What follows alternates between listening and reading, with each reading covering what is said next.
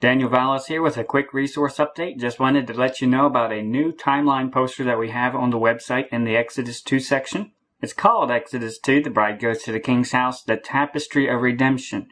This one is different than the other timeline in that this one doesn't have all the enemy information in it. This is just the biblical patterns and shadows as well as the celestial signs that are going on right now and how they line up with the biblical pattern that's been going on. And we've also added the information about how Leo, how it lines up with this last generation too as well. We haven't had that in print form before, so we've included that here, but we've also included several other things. We have the lineage of the Messiah, the lion and the lamb, and we tie that in. We show how it's linked to the different shadow patterns that are going on in this time frame and how it's all woven together and how all their stories come together. And this is what forms the Tapestry of Redemption. And when you look at it and see where they each tie into this story, it is so beautiful. Especially when we look at where we are now and you look back and see everything that's coming together, all the pictures of now we are waiting on the Lord, and we even include the information on that. Again, we don't know how long, we don't know the day or hour, but we know God has called our attention to this time and to the shadow patterns, and now we find ourselves in a shadow pattern of waiting.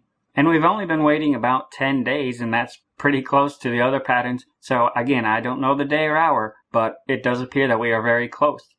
And we have the celestial data with Jupiter and Leo, Judah the lion, compared to the last generation. And we talk more about this in the booklet too as well. And we've also included a cyclical calendar from the booklet too as well from last year, and how Leo the lion and Jupiter overlaid, how that lines up with the different events too as well.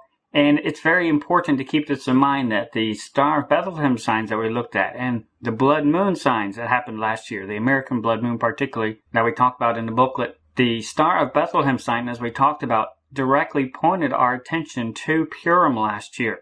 And this is very important because this was one of the major signs that we looked at after we saw the peace and safety warnings too as well. But the Star of Bethlehem pointing directly to Purim definitely caught our attention. We talk about this and a lot more in the booklet as well.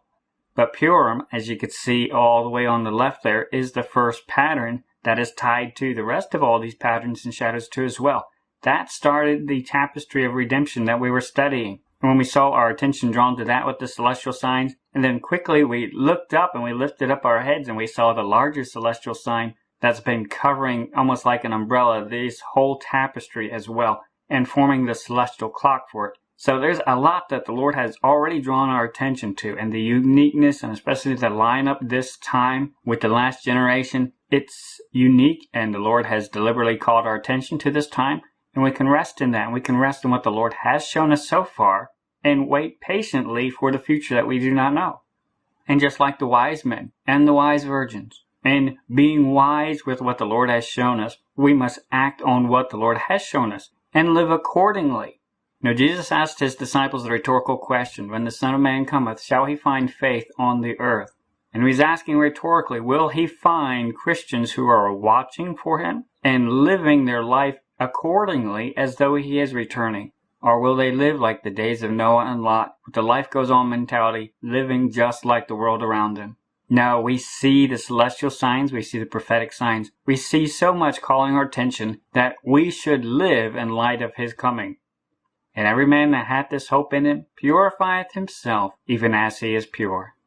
So definitely check out the timeline, download it, and review everything that the Lord has shown us so far, and then ask the Lord for wisdom of how you can shine brighter at this time. Maranatha.